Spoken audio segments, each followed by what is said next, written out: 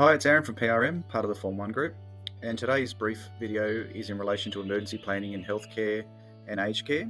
Over the last few months, I've been working with a few clients in regards to updating and modernising their emergency procedures. We found over the last few years, a few clients have taken their emergency planning work in-house and have not necessarily produced, in my opinion, emergency procedures that will stand up to scrutiny post an incident.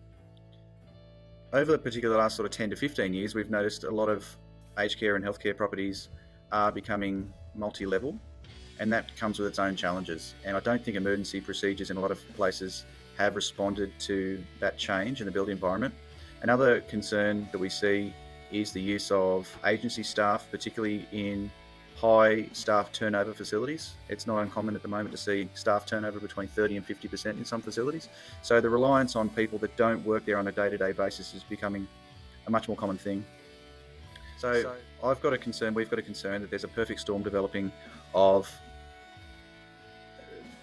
people working in facilities that don't necessarily understand how to use the compartmentation to their advantage and how to work as a team effectively to move to where the area of concern is in the property when that emergency develops. And that's owing to a few different things. And one is, of course, the emergency procedures don't reflect the property and its occupants adequately.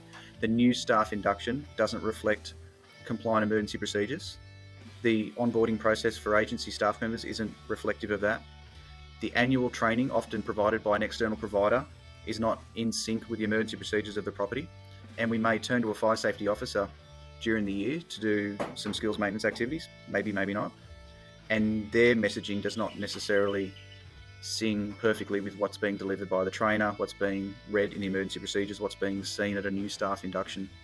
So the one thing that we brought up a few years ago in PRM was this surge concept, and an absolute necessity, particularly after hours when our ratios are down, to have procedures in place that we train towards that talk about moving to a fire floor to up our ratios, but as an addition to that, having clearly identified internal staging points throughout the property where we can house people, because we may not be able to and most likely can't leave the fire floor, where we can house people until an emergency service arrives without creating bed block.